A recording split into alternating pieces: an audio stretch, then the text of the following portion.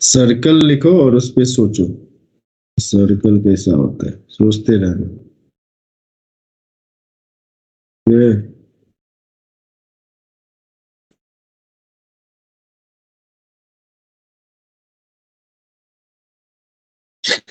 लिख लिया, हेडिंग लिख लिया सर्कल। तो सर्कल के लिए क्या क्या अभी तक तुमको पता है, ये बताओ।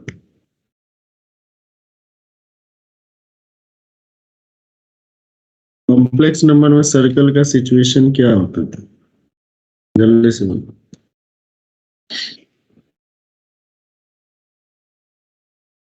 सो रहे हो क्या?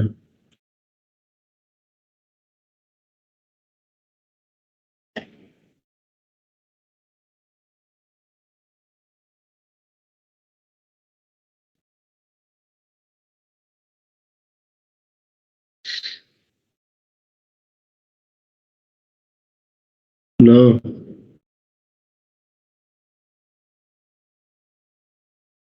बैठो बैठो आराम से। चल, फोन करे कह दे कि क्लास कैंसिल।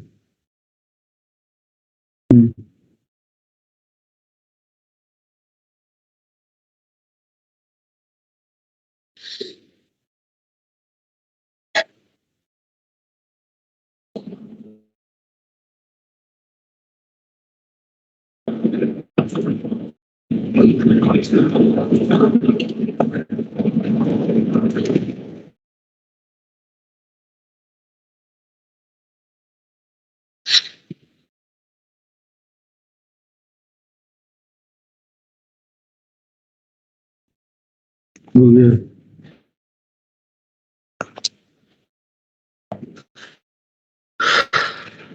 सब शांति से बैठो तो देखते हैं। सर्कल कॉम्प्लेक्स नंबर में कैसे बनता है, क्या ऐसा सिचुएशन होता है कि सर्कल बनता है?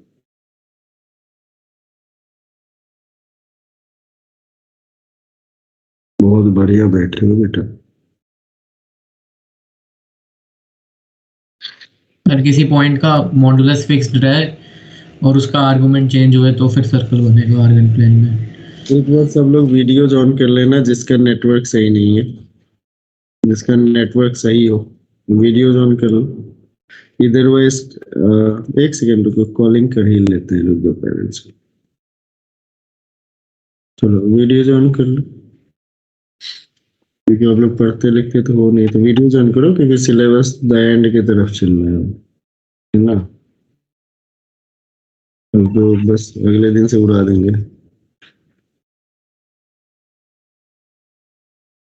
इसका नेटवर्क इशू नहीं है, वीडियो ऑन करो।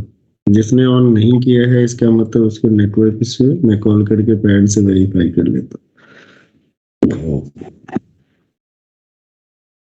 Okay, Aditya Kumar Jha,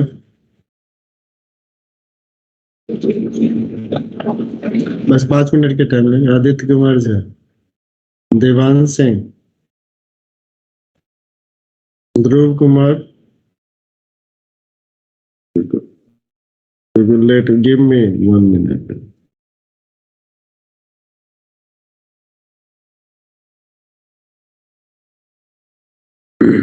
Devansh Singh,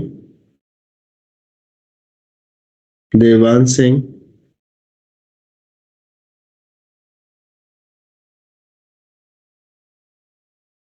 okay. ये कौन सा बैच है, ईयर 5? बोलो बेटा, year 5। Devansh Singh,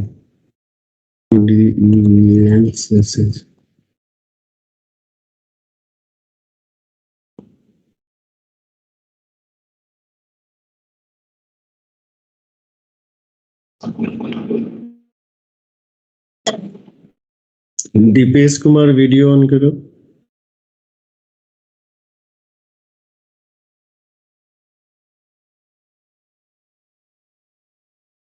video on करो।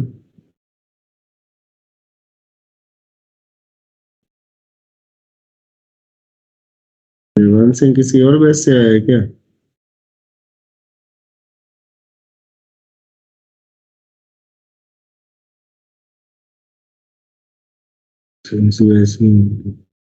दृष्टि गुप्ता वीडियो ऑन करो। गौरव कुमार, हिताक्षी गौतम, खुशी चंद्र,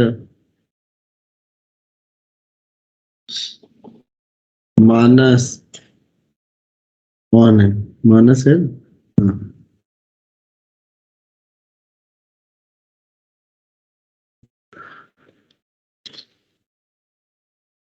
सात्विक मनोज है?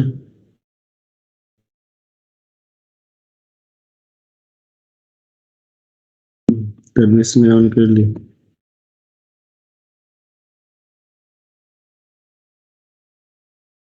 देखो सबका फोन नंबर लेके मैं बैठता हूँ, देखो मजाक नहीं कर रहा।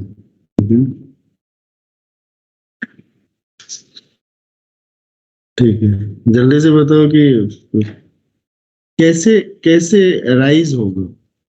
अगर मैं बात करूं कि मेरे को बनाना है कि सीखना है, उसके बारे में सीखना है कि हमें ये पता लगाना है कि भाई सर्कल सर्कल के बारे में जानना है। बेसिकली सर्कल के बारे में कैसे पता चलेगा कि मतलब सर्कल कब बनता था? जब हम लोग सर्कल का डेफिनेशन क्या होता था? What was the definition of circle? अगर ज्योमेट्री से बात करें, कोऑर्डिनेट ज्योमेट्री से, क्या कहते थे? डिस्टेंस ऑफ ए पॉइंट या a moving point moves in a plane such that its distance from a fixed point is always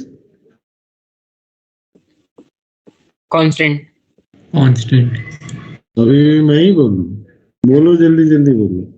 अच्छा, तो ऐसा कहते हैं तो इसका मतलब क्या होता है कि हमारे पास डिस्टेंस को मेजर करने के लिए, डिस्टेंस को जब हम लोग मेजर करते हैं तो डिस्टेंस मेजर करने के लिए कॉम्प्लेक्स नंबर में कौन सा चीज आता है, कौन सा पार्ट आता है? डिस्टेंस मेजर करने के लिए कौन सा पार्ट आता है बताओ? मॉड्यूलस। तो मॉड्यूलस है। किसी भी पॉइंट से, कोई भी मान लो फिक्स पॉइंट है, अगर मॉड्यूलस तुमको निकालना है तो मॉड्यूलस निकालने का मतलब क्या हुआ? जल्दी सुनो। डिस्टेंस फ्रॉम ओरिजिन निकालना। अच्छा, मॉडुलस निकालने का मतलब डिस्टेंस फ्रॉम ओरिजिन। कुछ भी है, घर की खेती है। मॉडुलस नहीं, डिस्टेंस फ्रॉम ओरिजिन निकालना। Sir magnitude. मैग्नीट्यूड, बहुत बढ़िया। और बताओ, एम्पलीट्यूड, और क्या क्या टर्म है? तो बोल लो, फायदा रहेगा।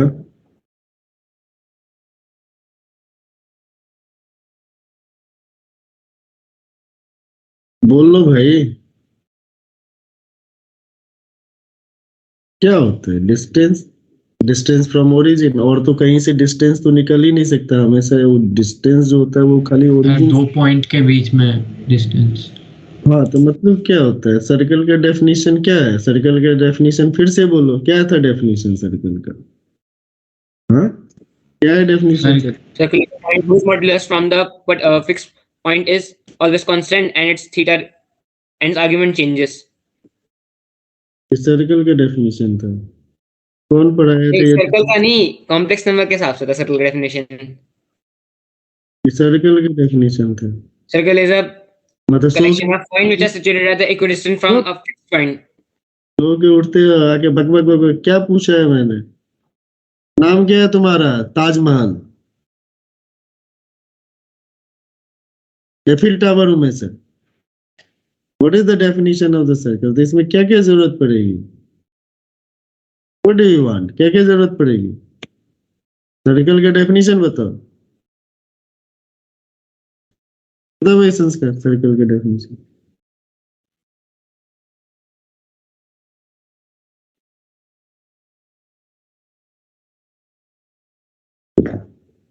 बोलो।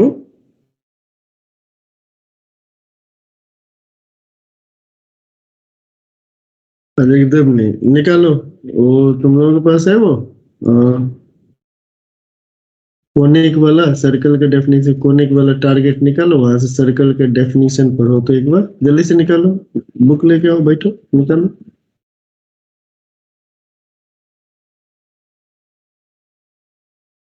ज्योमेट्री के हिसाब से सर। तुम 4 बार यही चीज बोल रहे हैं तुमको, तो तुम्हें क्या चाह रहे हो? सर तो इसके हिसाब से sir locus of a point which moves in a plane such that its distance is constant from a fixed point from fixed point known as center.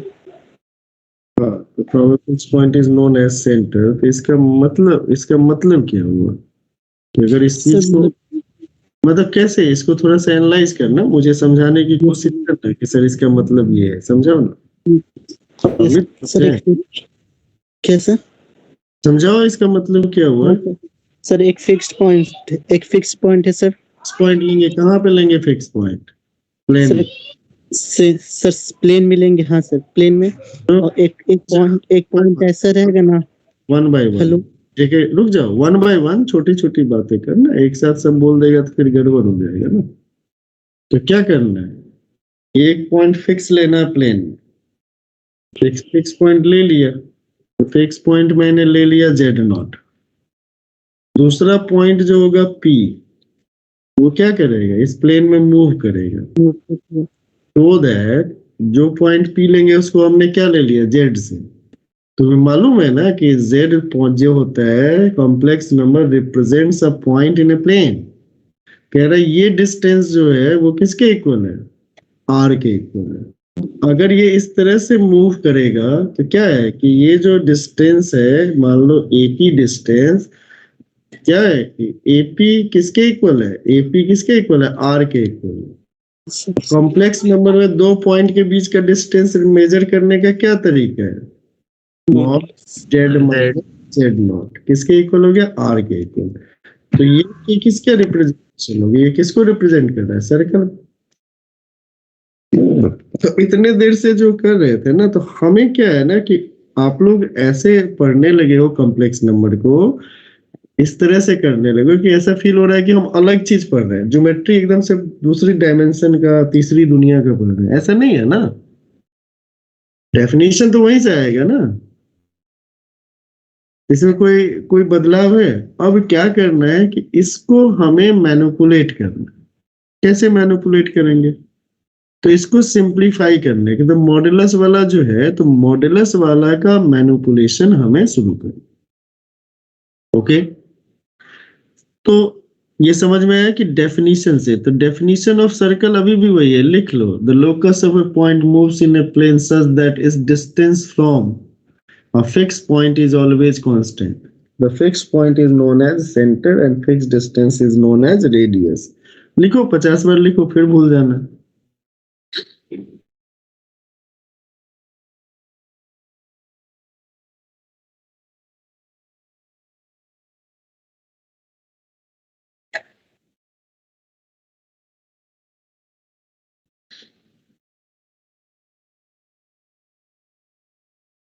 हो गया, लिख लिया?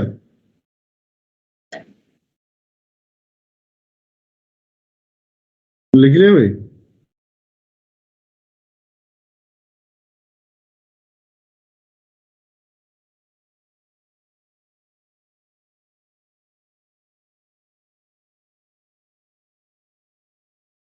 ये भी मत बोलना लिखा कि नहीं लिखा।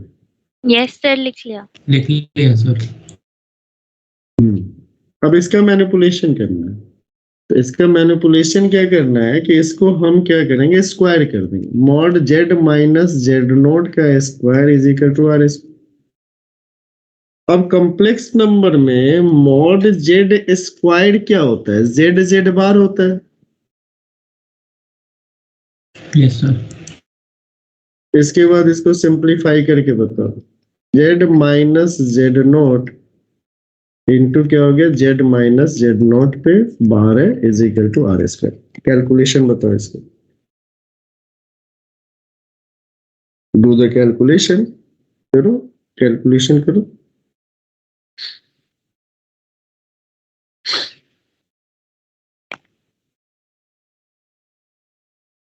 Sir Z square minus Z naught का square is equals to R square.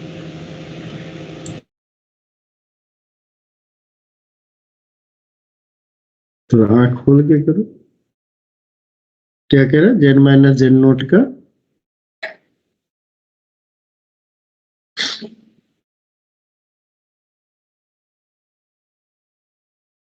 क्या बोला बेटा, जल्दी बोलो, क्या बोला? Z square minus Z naught का square is equal to R square. ऐसे कैसे, इतना ज्ञान कहाँ से आया? इस ज्ञान के पीछे का logic? Sir Z minus Z naught का बार जेड प्लस जेड नॉट। ये कब से होने लगा?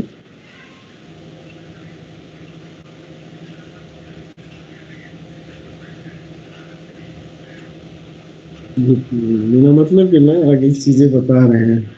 बस हो गया, ये चैप्टर हो गया खत्म। ठीक है, डॉट कुछ नहीं पढ़ाएंगे जब। ये टॉपिक भी हो गया खत्म, चैप्टर भी खत्म हो गया। ठीक है, क्या करोगे पढ़ के?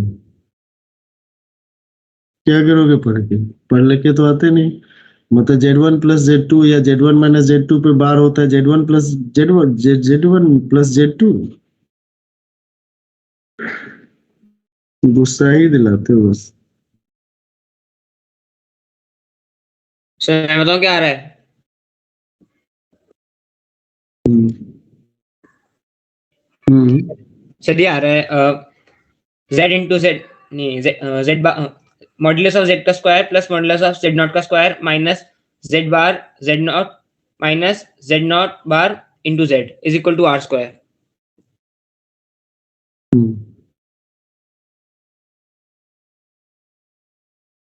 डोंट थिंक सो पढ़ने लायक हो तुम लोग, छोड़ो, जाने दो।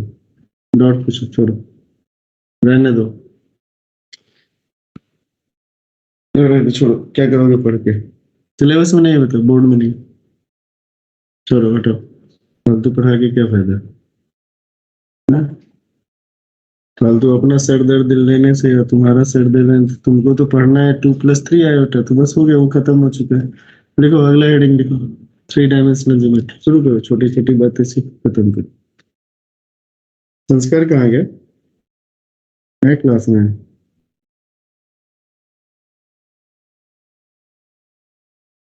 संस्कार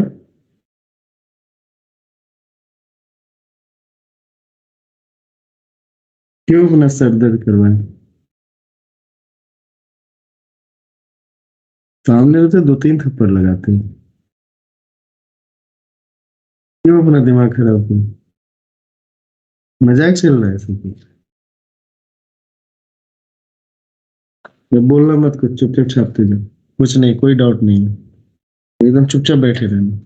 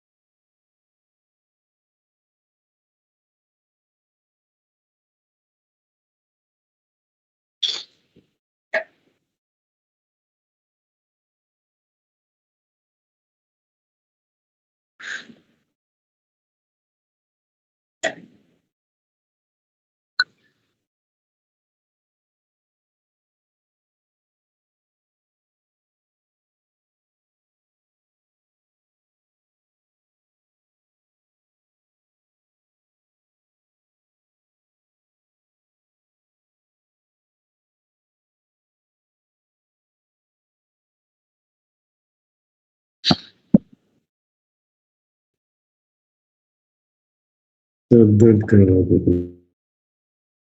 देखो छाप हो चुकी बोलेंगे नहीं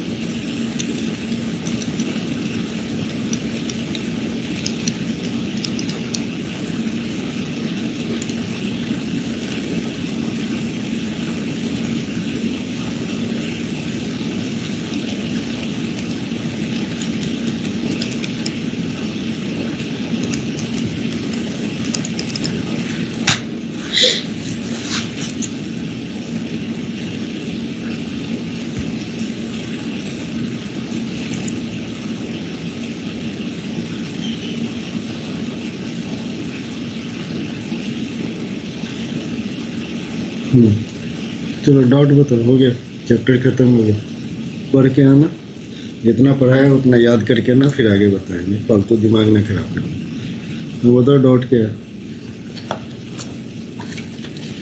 है भी कि नहीं बोलोगे तो 4-5 चैप्टर खत्म कर देंगे एकदम पढ़ने के मूड में है पढ़ के खत्म क्वेश्चन कर नंबर 29 है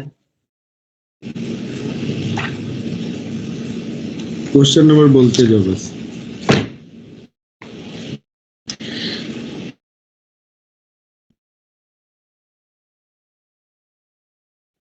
चैट बॉक्स में लिखो बोलने की जरूरत नहीं चैट बॉक्स में लिखो क्वेश्चन नंबर मैं खुद पढ़ूंगा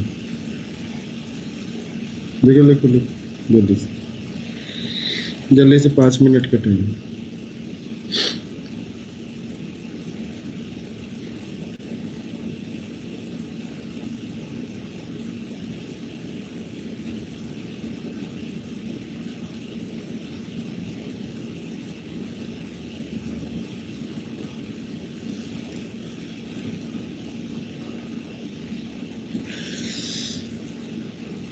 कोई क्वेश्चन नहीं? Okay, thank you. Write down the next.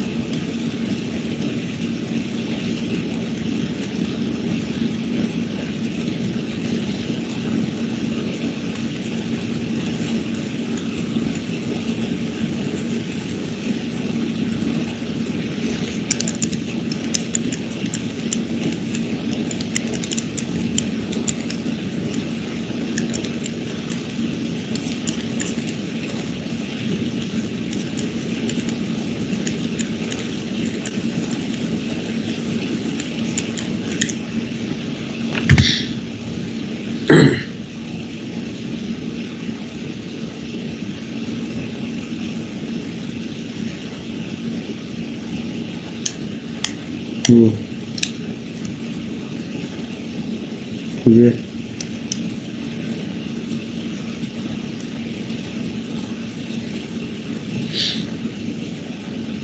हो गया. यहाँ तक कर लिया? समझ में आया ये? ओके. यस सर, आ गया. चैट में लिखो, चैट में लिखो. There is no need to use audio. Write down in the chat. आप लोगों को बोलना है, write down in the chat. You can off your video. Whatever you want to do, just do it. You can off your video. पढ़ने का मन करे करो, नहीं पढ़ने का मन करे मत पढ़ो. I can't say anything. Whatever you want to write, just write in the chat box only. नहीं तो मैं डिसेबल कर दूंगा पूरे क्लास को. आप उसमें लेके चैट में लिख के पूछो, आपको कोई कंसर्न कर. लिखो. After that, whenever we just observe that we have to find the value of sigma r is equal to 1 to 100 and 1 upon ZR minus 1. ZR minus 1. It means what? It is something like 1 by Z1 minus 1 plus 1 by Z2 minus 1 plus 1 by Z3 minus 1 plus 1 by Z4 minus 1 plus so on 1 by Z100 minus 1. तो first of all we have to keep this thing, यानी 1 upon z minus Z1. इसको मैं चाह रहा हूँ कि ये हमारा कहाँ पे आ जाए, डिनोमिनेटर में आ जाए. तो डिनोमिनेटर में आ जाए और सबके बीच में समेशन का साइन लग जाए. किसी भी प्रोडक्ट को अगर सम में कन्वर्ट करना होता है तो then we use the logarithm. कभी भी किसी भी प्रोडक्ट को अगर सम में कन्वर्ट करना होता है तो हम लॉगरिथम यूज करते हैं. लॉगरिथम में क्या होता है, log m into n is equal to log m plus log n होता है. One more thing is here कि Z1 जो हमारा यहाँ पे बाद में दिखाई दे रहा है वो हमें बाद में चल के, यानी आफ्टर सम टाइम, वो हमें किधर लाना है, तो उसको मतलब Z1 minus 1 लाना है. तो पहले और दूसरे का फर्क है. और अगर मान लो z की जगह पे 1 डाल देंगे तो आई थिंक डिनोमिनेटर में अगर आ जाएगा तो 1 डाल देंगे तो 1 by 1 minus Z1 हो जाएगा, जिसको अपने को Z1 minus 1 करना है.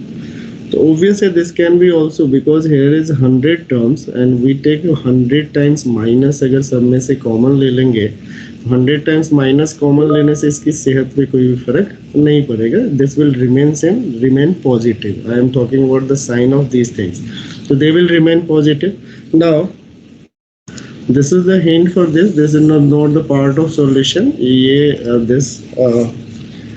this indicates us कि where to go and how to solve. हमें करना क्या है, solve क्या करना है और क्या चीज़ निकालना है. तो इसको समझने के लिए हमने इसको क्या, then take logarithm to both the side. Whenever we just take the log 1 plus z square plus so on plus z raised to the power 100. So this is something like a logarithm of this. इसको लिख सकते हैं log z1 minus z, अभी हमने discuss कर लिया था, log z2 minus z plus so on log z100 minus z।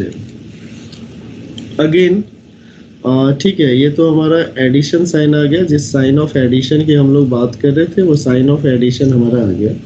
Now still there is the problem is this कि we just want to put z1 minus z in the denominator, so there is a need of differentiation, you know, d by dx अगर कोई ln x होता है तो इसका differentiation होता है 1 by x, so this is the differentiation of ln x, okay, so 1 by x, now differentiate with respect to z, ठीक है, कर दीजिए। इसको जब करेंगे तो आपके पास क्या आ जाएगा, यहाँ पे देखिए ध्यान से, इसको ध्यान से देखिए, तो यहाँ पे इसका डिफरेंशिएशन करेंगे तो 1 by 1 plus z square. Reason differentiation का ये है कि हमें डिनोमिनेटर में लाना है, ठीक है, और फिर इसका जब आप डिफरेंशिएशन करने जाएंगे तो यहाँ पे आ जाएगा 1 plus 2z plus 3z square plus so on plus 100z raise to the power 99। Okay, I hope this should be very clear to you, yes or no, yes or no, write in the chat box, जल्दी से लिखो।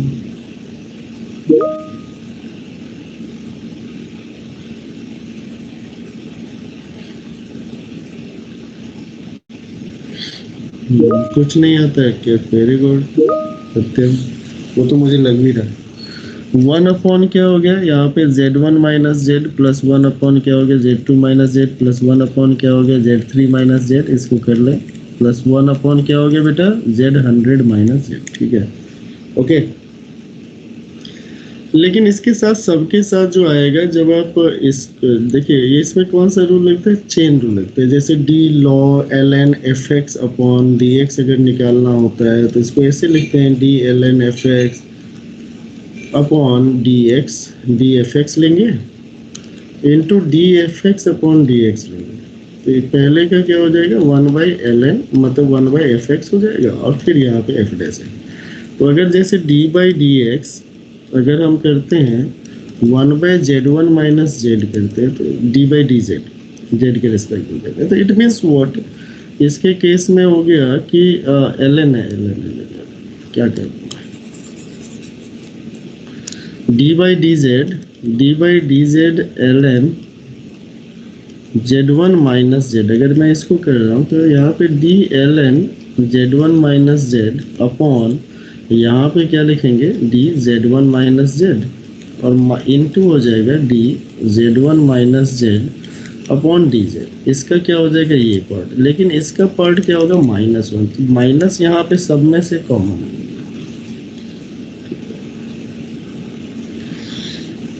Okay.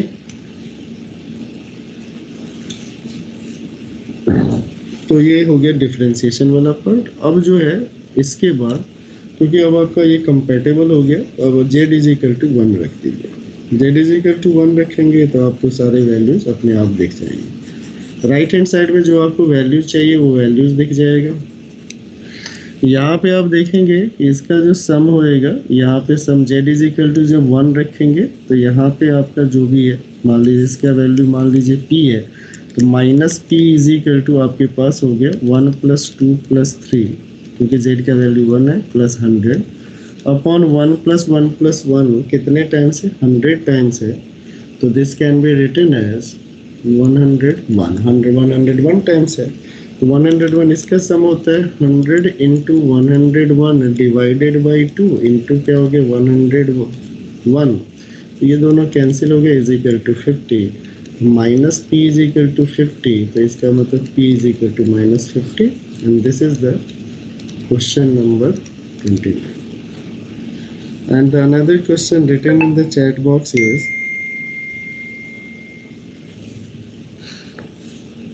Question number 32. Question number 32.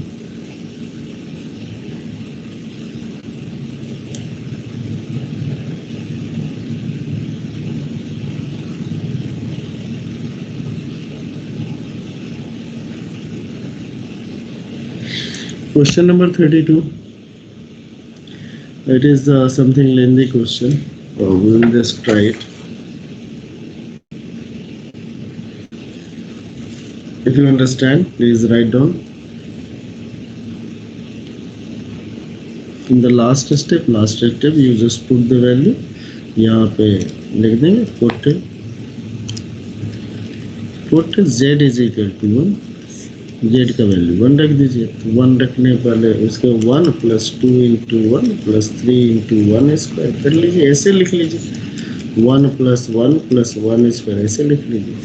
Finally यही आएगा. यहाँ पे क्या आ गया z1 minus 1, z2 minus 1, z3 minus 1 and so on जो आपको रिक्वायर्ड है तो उसको मैंने रिक्वायर्ड को p मान लिया. चलो now the next question is, if you understand please से yes, otherwise say no.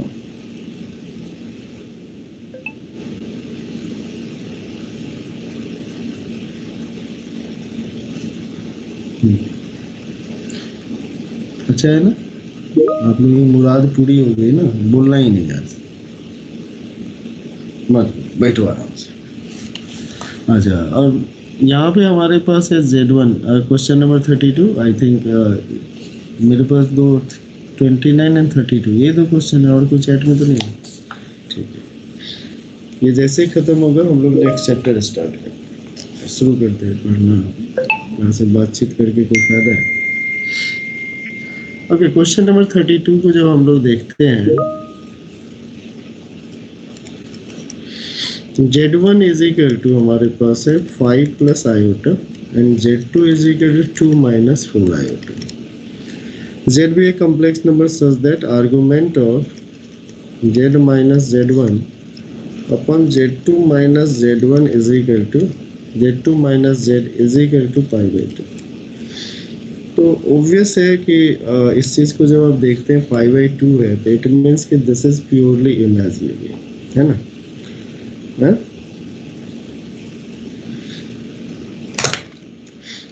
It means what?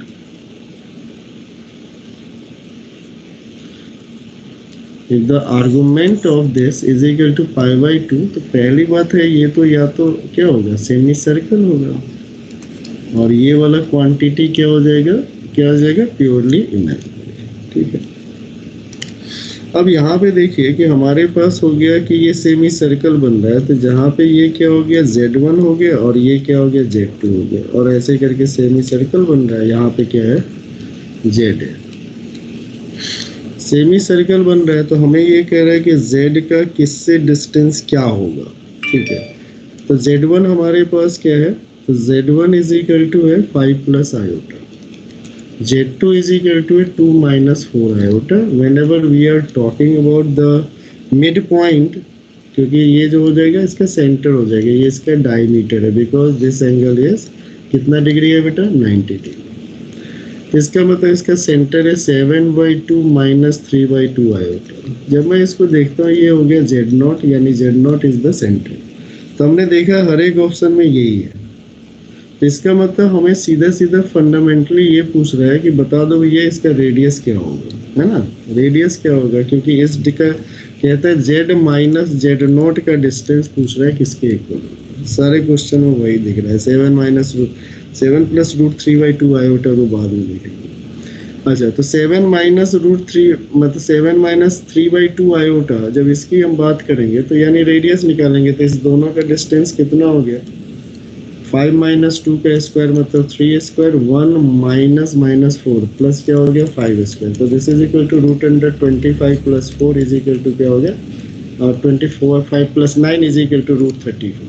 तो mod Z minus 7/2 minus 3/2 iota जो होगा वो किसके इक्वल होगा, रूट 34. तो यानी इसके एनालिसिस क्वेश्चन का ये वाला जो पार्ट था कि it represent the semi circle, जो already we have discussed in the previous class.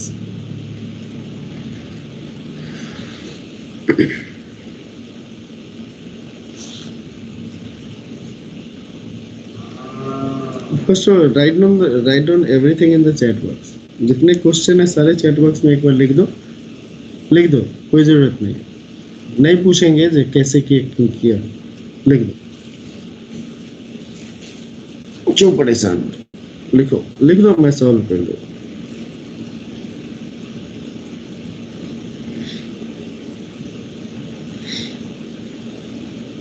Z and Z bar represent the adjacent vertices of a regular polygon of lambda side। Regular polygon है जिसके sides क्या है, कितने हैं, lambda. ठीक है, अच्छा लैम्डा अगर साइड्स होता है, अगर मान लो रेगुलर पॉलीगॉन है, question number 33, it's very simple thing. अगर मान लो हमारे पास अगर कोई ट्रायंगल है, अगर 3 साइड है तो रेगुलर पॉलीगॉन है ये, सेंटर पे कितना एंगल बनाएगा, इसको दिखाने के लिए 360 डिग्री डिवाइडेड बाय 3 तो मतलब 120 डिग्री। 4 साइड है तो 360 डिवाइडेड बाय 4, 5 साइड है तो 360 डिवाइडेड बाय 5, 6 साइड है तो क्या लिखोगे, 360 डिवाइडेड 60 डिग्री डिवाइडेड बाय 6। तो मतलब ये नंबर ऑफ साइड्स पे डिपेंड करता है कि अंदर का एंगल क्या होगा, बिकॉज यू नो कि जो एक पर्टिकुलर पॉइंट पे जो एंगल बनता है किसी भी रेगुलर पॉलीगॉन में, सेंटर जो बनता है पर्टिकुलर पॉइंट पे एंगल जो बनेगा वो कितना बनेगा, 360 डिग्री या फिर 2 पाई बनेगा। तो एट ए पर्टिकुलर पॉइंट ये एंगल कितना बनता है, 2 पाई बनता है। तो अब कहते हैं कि इस 2 पाई एंगल पे कह रहा है कि एक पर्टिकुलर एंगल कितना होगा, तो जितने साइड्स होंगे उतने होंगे, यानी 2 पाई बाय लैम्डा एंगल बनेगा। ठीक है, अब क्वेश्चन ये कह रहा है कि Z and Z not represent the adjacent vertices of a polygon। Suppose करो कोई पॉलीगॉन है, उसमें ये है हमारा Z है, ये हमारा Z बार है। ठीक है, रिप्रेजेंट्स यानी उसका कंजुगेट पॉलीगॉन बताता है, और कह रहा है क्या, whose lambda sided polygon, तो ऑब्वियस है ये वाला हमारा क्या हो जाएगा, जल्दी से 2 पाई बाय लैम्डा हो जाएगा। ठीक है, ओके 2 पाई बाय लैम्डा हो गया। ये कह रहा है कि इसका जो सेंटर है वो क्या है, ओरिजिन पे 0,0 है। कह रहा है imaginary Z upon real Z जो है वो √2 - 1, यानी हमारे पास y/x जो है वो क्या है, √2 - 1। √2 - 1 किसका वैल्यू होता है, तो जहाँ तक हमें मालूम है √2 - 1 वैल्यू जो होता है वो π/8 के इक्वल होता है। किसके इक्वल होता है, π/8 के। ठीक है, कुछ है इसमें, 10 22.5 डिग्री का वैल्यू होता है √2 - 1। तो इसका मतलब ये जो एंगल है 2 पाई बाय लैम्डा जो है वो किसके इक्वल है, π/8 के इक्वल।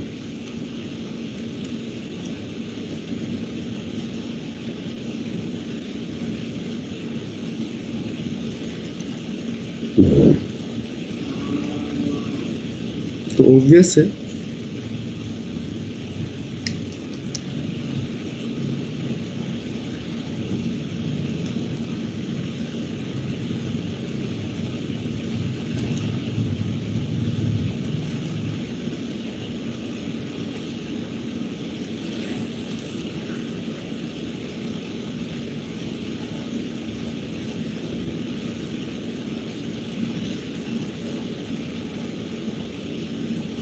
कुछ नहीं आ रहा है इसमें। अच्छा, लोकेशन वाइज देख लेते हैं।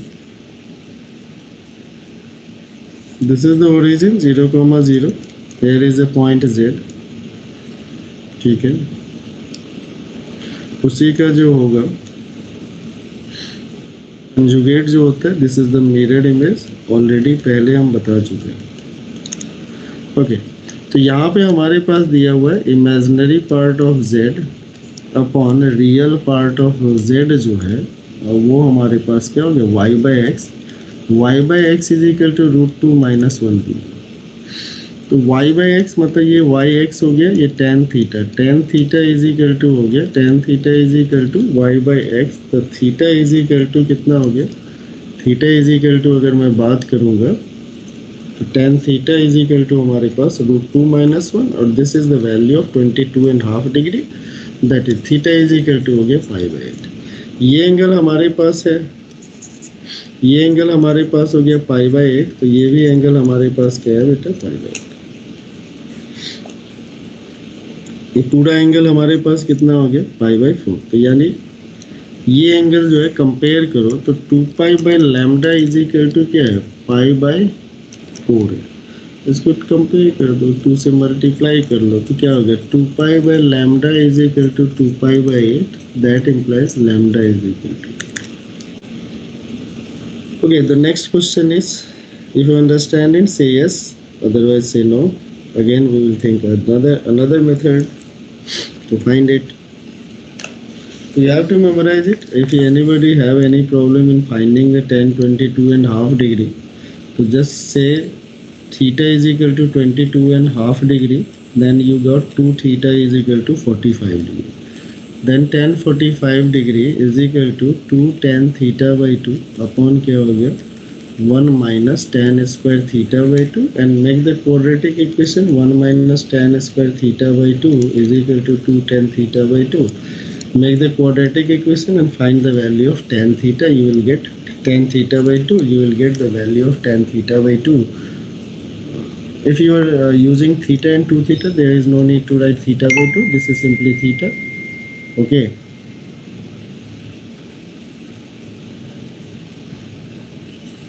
This is simply theta. ठीक है।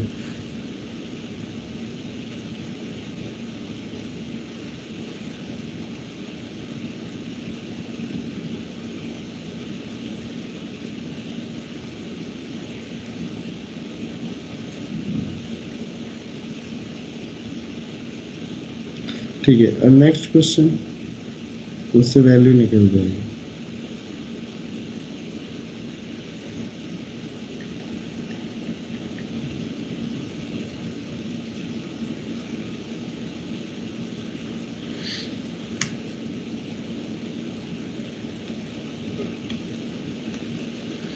And after that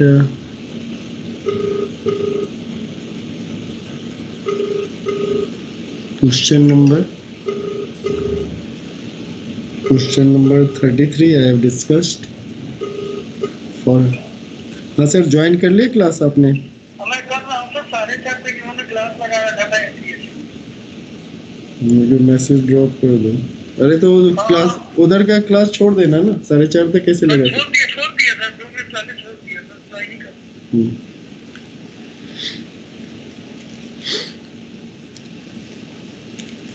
ठीक है, question number 36। It's a very important question. ये वाला जो क्वेश्चन है जेई मेंस में पूछा हुआ क्वेश्चन, ठीक है। तो प्रीवियस एक क्वेश्चन है and this creates some calculation part also. I think it is better way to study, ठीक है। आपका भी सर दर्द ना दे, हमारा भी नहीं दे।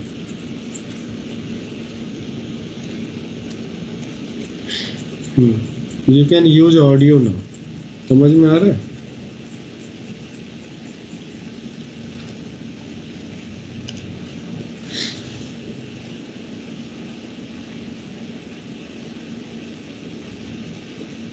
समझ में आ रहा है? You can use audio now. Okay, sir. Yes. Question number 36 is also very important question. इसमें दिया हुआ है 36, आई वॉज थिंकिंग और 30। 36 is a very important question नहीं है।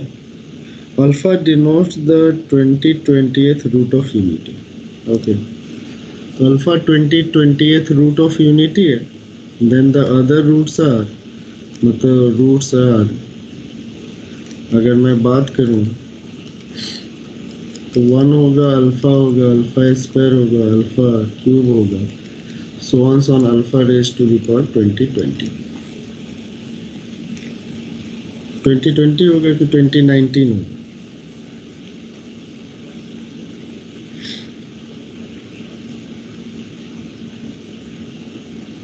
2019। ठीक। और I think we have the idea about this 1 plus alpha square plus alpha cube plus so on alpha raise to 2019 is equal to किसके equal आता है? 0। ठीक है, अपने को निकालना है 1 प्लस 2 अल्फा, क्या निकालना है? We have to find 1 plus 2 alpha plus 3 alpha square, इसी को कैलकुलेट करना है ना।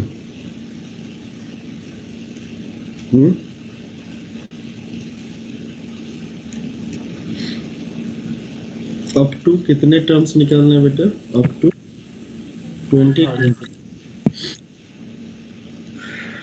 तो आई थिंक ये जो हमारा सम है S2020 जो लिखा हुआ है 1 plus 2 alpha plus 3 alpha square plus so on plus 2020 alpha raise to 2019 ऐसा लिखा है। जब इसको देखते हैं तो ये KGP में बनता है, अरिथमेटिको ज्योमेट्रिक सीरीज है। ये क्या है? Arithmetico geometric series.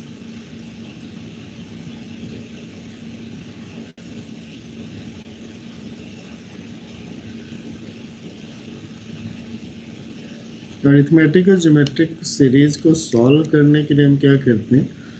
तो इसके रेशियोज, कॉमन रेशियो से मल्टीप्लाई करते हैं। Alpha S2020 is equal to, alpha से मल्टीप्लाई कर दिया तो ये alpha plus 2 alpha square plus so on plus 2019 alpha raise to the power 2019 plus 2020 alpha raise to the power 2020 और सब्ट्रैक्ट कर दिया तो इधर हो गया 1 minus alpha S2020 is equal to हो गया 1 plus alpha square plus so on alpha raise to the power 2019 minus 2020 alpha raise to the power 2020। Now you have to calculate it.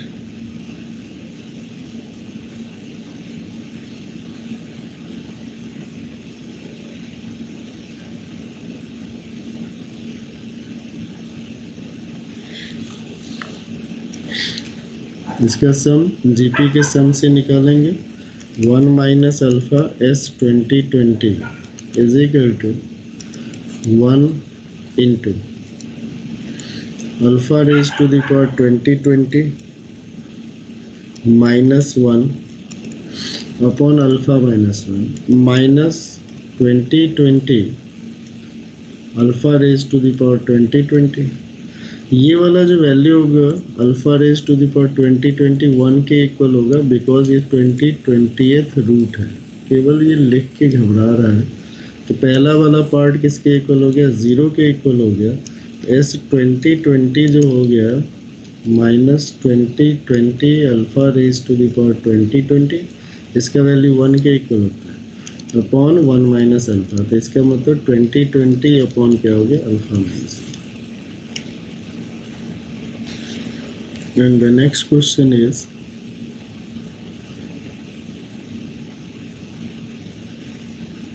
बस हो गया, सारे क्वेश्चन हो गए।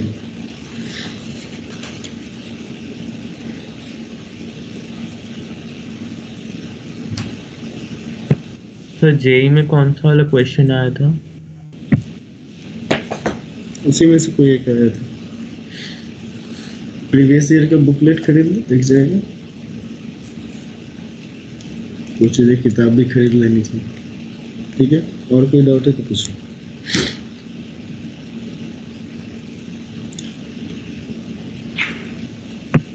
सर क्वेश्चन नंबर 24 में मुझे लग रहा है कि उसका आंसर 1 होना चाहिए, क्योंकि उसमें पर 5 दिया हुआ है।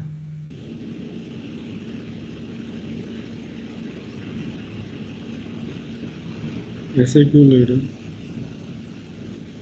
सर क्योंकि उसमें 1 प्लस मतलब 1 प्लस ओमेगा स्क्वायर जैसे वैसे लेंगे तो 0 आएगा। तो z को मैंने ओमेगा लेट कर लिया तो z12 और z18 1 होगा। ऐसे ऐसे क्यों? यहाँ पे तो वो पूछ ही नहीं रहे। तो पूछ ही नहीं रहे, पूछेगा भी ऐसा तब तो। क्वेश्चन कुछ और है, आप कुछ और सोच रहे हैं।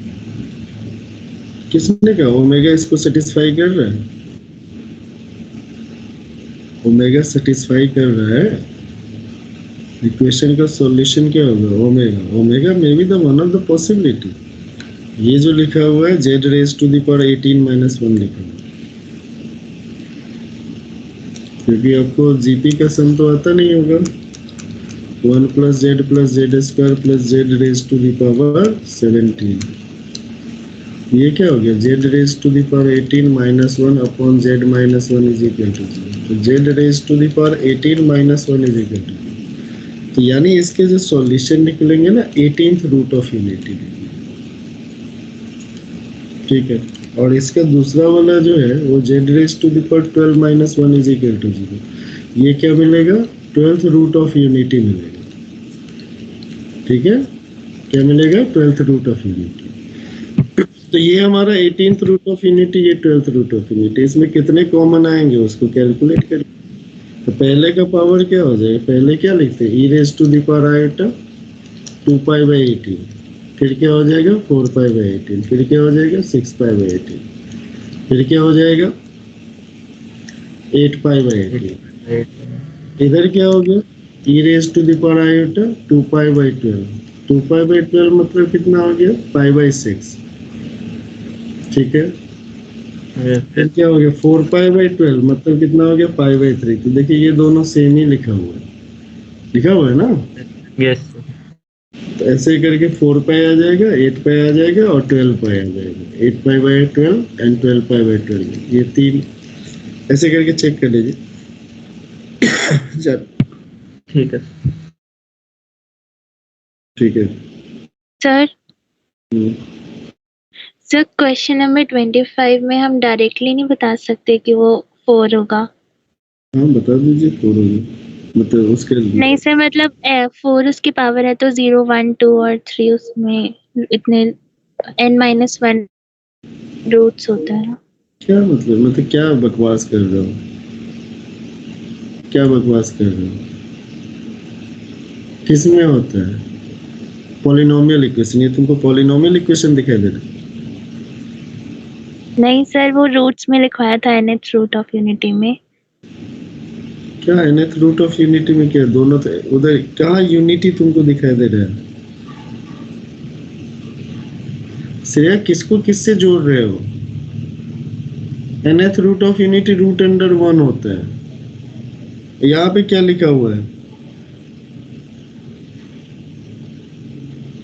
क्या लिखा हुआ है? सर ये वो नहीं है, वैसे क्वेश्चन हो गया था। ये तो nth रूट ऑफ यूनिटी है, कहीं से कुछ भी कुनवा जोड़ देते हैं। क्वेश्चन कुछ और है, बात कुछ और है, पूछ रहा है कुछ और। कह रहा है कि उसका वैल्यू अगर cos n theta plus sin n theta के इक्वल होगा तो n का वैल्यू क्या होगा?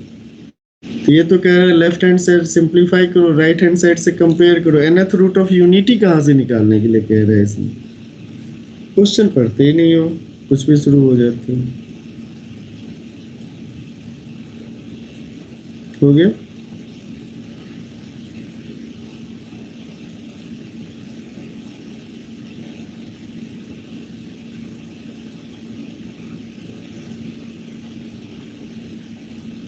हो गया बेटा?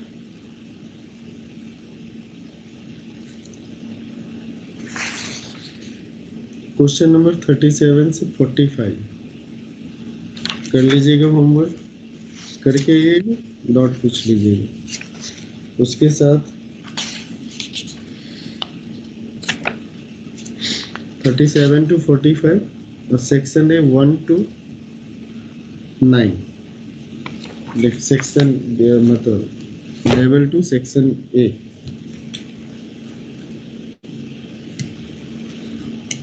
लिख लीजिए होमवर्क।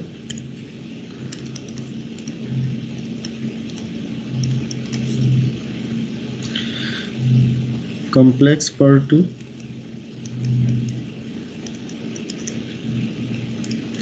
अभी जो टेस्ट आने वाला है उसमें कौन कौन सा चैप्टर आ रहा है? UT8 में 8 हो रहा है ना, कौन सा चैप्टर आ रहा है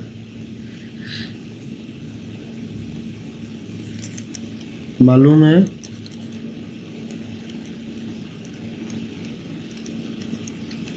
बताओ मानस।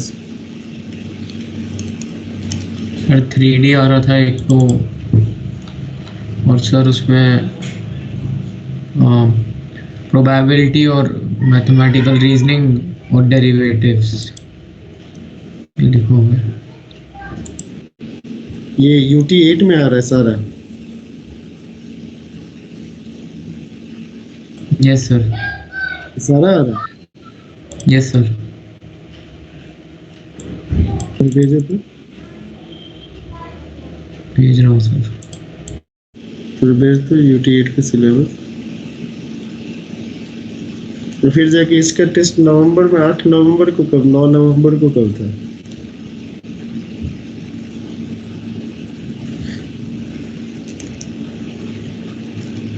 भेज दो जल्दी से। भेज दिया?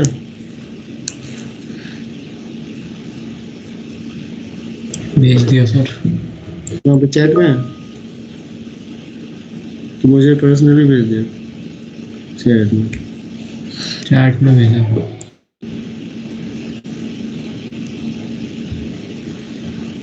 बहुत बढ़िया।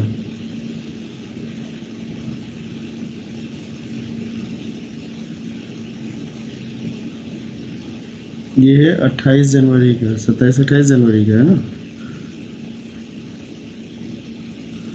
एक मिनट।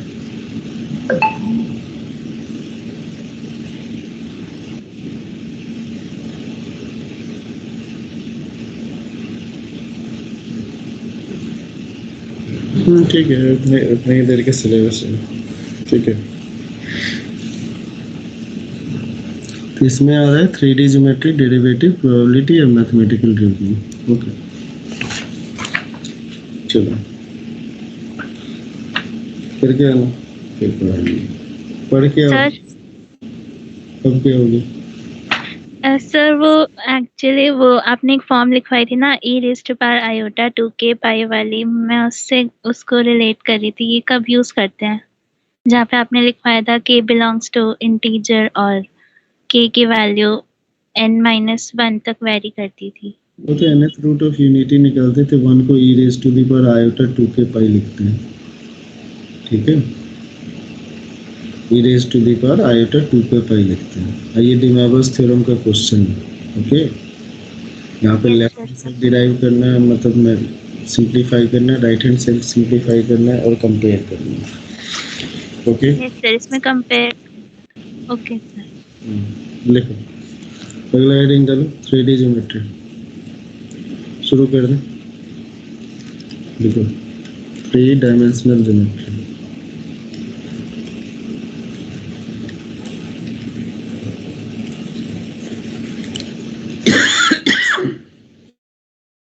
टू डी में देखो, 2D में हमारे पास अगर 2 डायमेंशन में हम लोग बात करते हैं,